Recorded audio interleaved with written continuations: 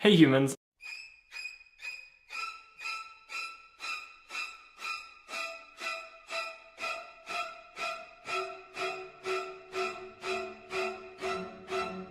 So today we're going to talk about something called queercoding. Okay, what in the name of all things good and sane is queer coding? What do you have against queercoding? What, you don't want queer people to learn computer science? Okay, I may have no idea what this lanky motherfucker is talking about, but even I know that joke sucked.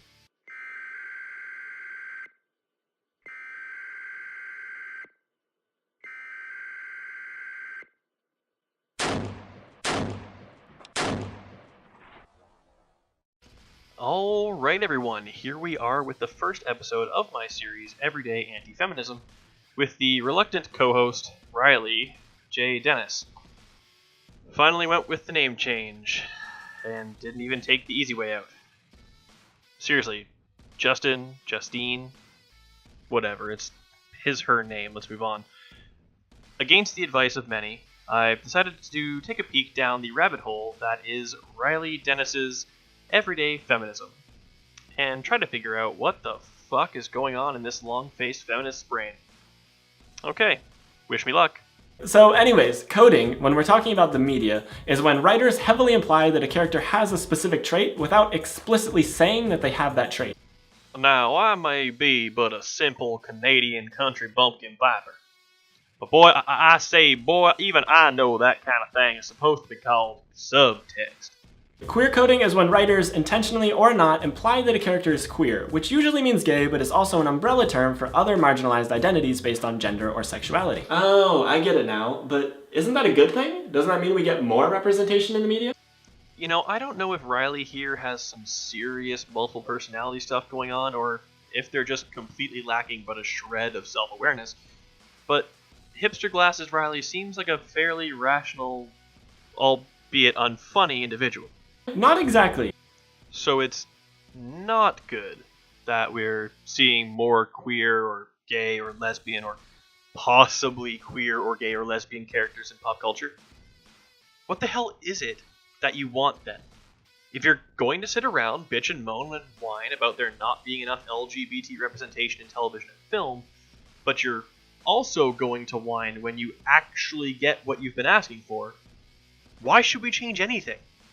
It just sounds like you're going to bitch and complain no matter what we do. Queer coding is harmful in a few ways, but the biggest one is that it's usually villains who are strongly queer coded. Oh, of course. You want representation, but never, at no point ever, not even once, can there be an LGBT villain. You just want a whole bunch of heroic, invincible, Mary Sue type LGBT characters running around like some sort of dynamic Fag and Dyke dynasty, while all the villains we ever see on screen are heterosexual, cisgendered, and presumably both white and male while we're at it, just to carry along with the formula set out by the progressive stack. Oh yeah, I see where this road is going. Disney villains are often the clearest examples of this. Hades from Hercules has feminine mannerisms and is seen drinking a girly drink. Jafar from Aladdin has feminine mannerisms, a feminine speech pattern, and looks to be wearing eye makeup. Ryley. The guy is a sultan's vizier and an evil magical wizard. Darkening the character's eyes, lending a look of shadow and depth to them, is just another way of showing that they are just that.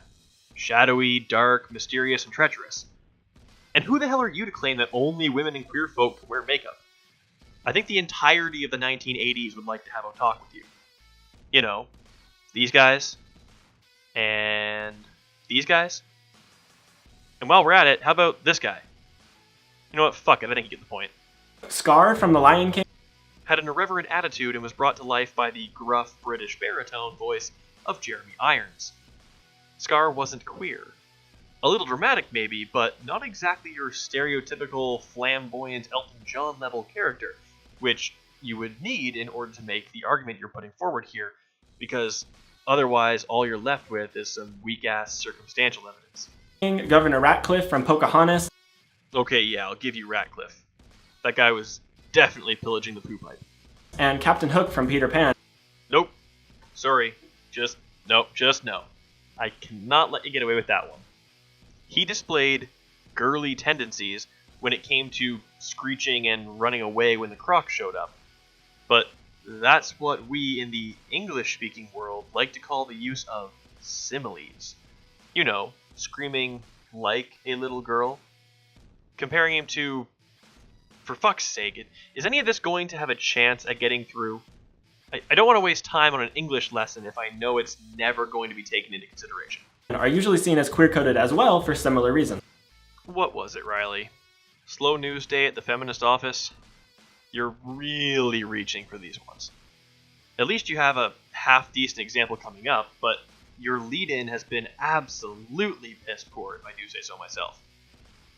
And I do say so. Myself. Say so. Ursula from The Little Mermaid is even modeled after a drag performer named Devaluing. So you're saying they picked an overweight, melodramatic individual to model a female villain after?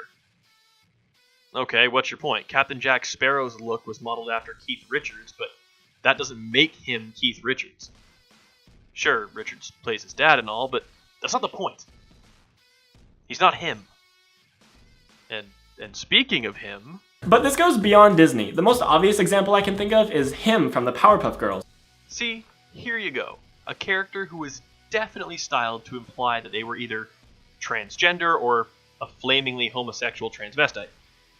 Even so, the larger question to all of this remains, so fucking what? Who wears a pink tutu, is fanned by nearly naked men in one episode, and regularly switches between a high-pitched feminine voice and a deeper masculine voice. And your point would be? Sure. These are all valid observations, and your conclusion that the character known as him was either a flaming cross-dresser or a tranny, it's perfectly reasonable. But I'm not seeing the issue here. I am, however, seeing diversity in both character design and representation. That is what you've been campaigning for, right? I don't get why that's bad. I loved all those villains. Okay, seriously. Based Ryley's on their fucking game today. It's a real shame that they're actually just an insincere, sarcastic character created by the ridiculously oblivious Ryley J. Dennis. Wonder what that J stands for. Could it be, Justin? Dude. Or dudette.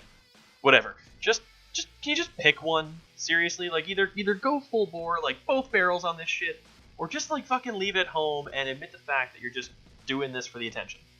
Like one of the two. Commit. Shit, or get off the trans-trender pot. Yeah, I think a lot of queer people feel a connection to these villains because they can relate to them to some degree. And I'm not saying that's a bad thing, but the obvious queer coding of villains and the lack of queer protagonists makes it really easy for people to associate queerness with being evil. Oh, buddy. Oh, Ryley. Am I ever glad you brought up a lack of queer protagonists in this video. Ryley J. Dennis, meet what I like to call inconvenient evidence.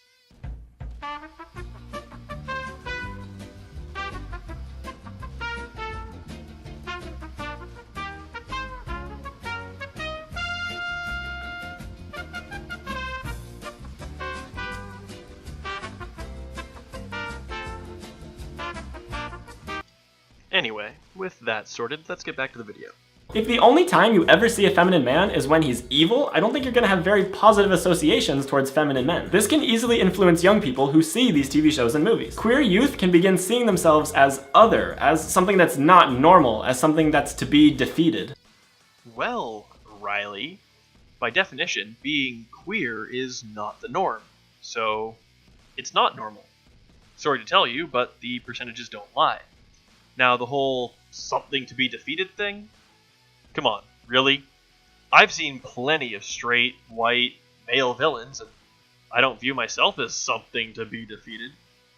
This really is just another face of the soft bigotry of low expectations. You don't seem to think that LGBT individuals are capable of thinking for themselves and creating their own identity, and acknowledging that these characters are just that. Fictional characters. Frankly, I would find it insulting if someone rattled off half a dozen make-believe ne'er-do-wells who shared some irrelevant traits with me, and then claimed that the existence of these people was going to dominate my mind and make me think that I was evil. That's just pathetic.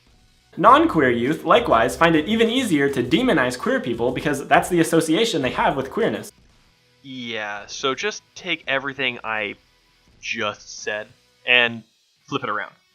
Now you're telling me that my mind is too feeble and incoherent to understand the whole fantasy versus reality thing.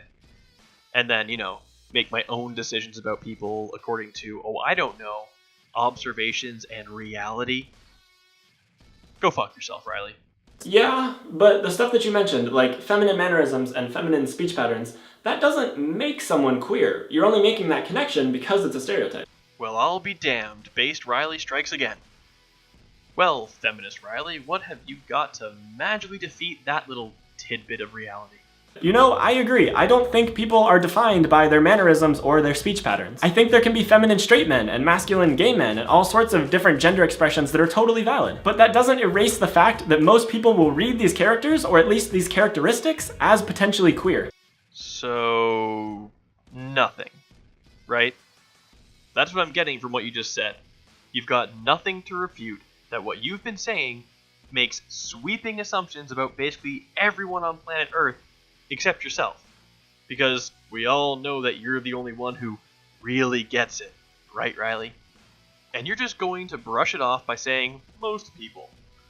Well, Ryley, for that, I'm going to have to issue you a ticket for failing to provide a citation where a hasty generalization was made.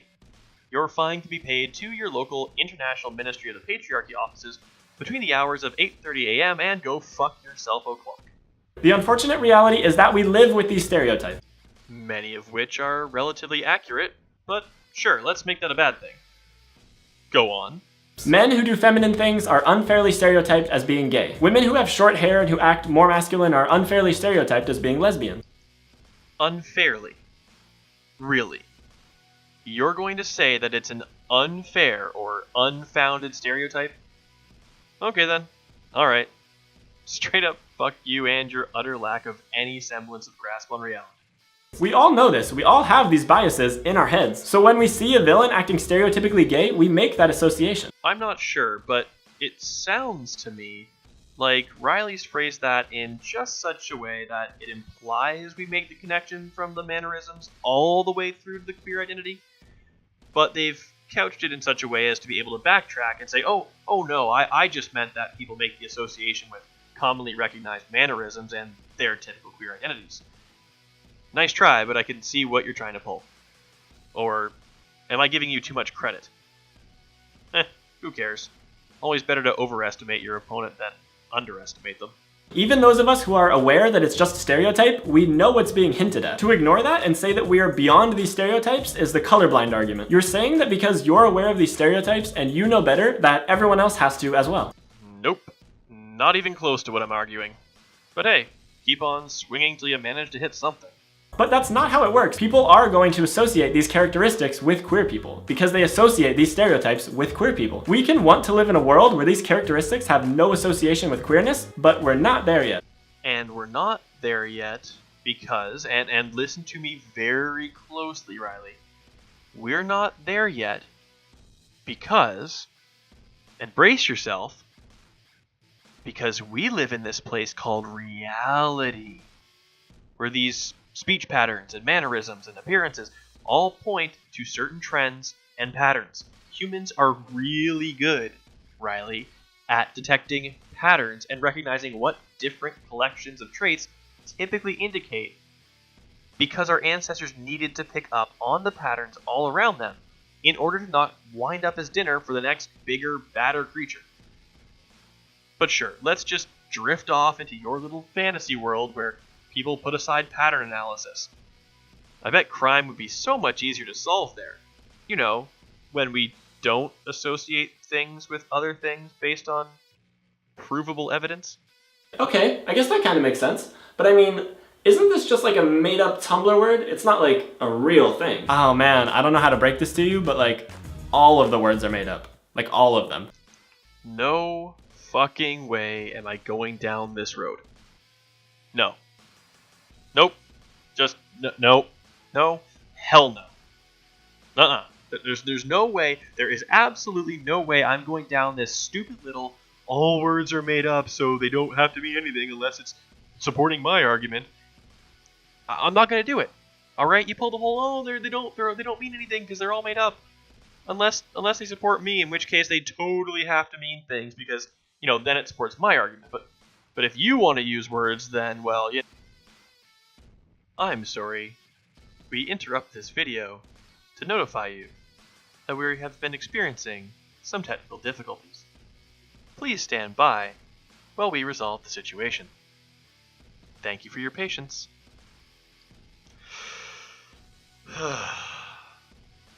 Sorry about that, folks. Let's try to make it through the rest of this god-awful piece of trash masquerading as a YouTube video before I throw my monitor out the window. Yeah, so this is a real sociological theory. There was even a study published in 2003 that examined the ways in which gender transgression and queering are used as an indicator of deviance and villainy in children's animated full-length movies. So it didn't use the term queercoding, but that's exactly what it was. So I found the study that you cited here. The link was in your description, which was absolutely appreciated. However, I am sure as straight shit not going to shell out $41 US to dig into this shit and take a peek at its methodology. So yeah, if you're just gonna throw up some paywalled studies and carry on with your merry dumb fuckery, I am sorry, but I'm going to have to just kind of wave this one off and ask for accessible literature. Unless, of course, you're willing to pay the $41 so I can get a 24-hour look at the study. But you're probably not going to do that, are you? This is also often referred to as the sissy villain trope, which the study does talk about. Regardless, even if there wasn't a history of this being talked about, that doesn't disqualify it as a real thing. If someone pointed out a new problem in movies tomorrow, we should give it just as much consideration as we would any older critique. Sure, provided it had the same level of merit. The problem is that so much of the bullshit you feminist and SJW academic types like to spout nowadays just doesn't have the legs to stand on for the rest of the world to take it seriously. Because I think that we need to be critical of our media, even media that we really enjoy, if we want it to get better. Defending any use of queer-coded villains just because you like Disney movies isn't necessary. We can enjoy media and point out its flaws. Alright there, Anita with an Adam's apple. Got any new ideas for the rest of the class, or are you just gonna keep vomiting up old nonsense? So, I would like to know what you all think about this concept. No you don't, you fucking liar. You've even said, blatantly and in plain language, that you do not watch response videos made regarding your content. You only want a bunch of people agreeing with you and telling you how totally not obvious that football of a fucking Adam's apple is. Or how terrible your winged eyeliner is too. Too far?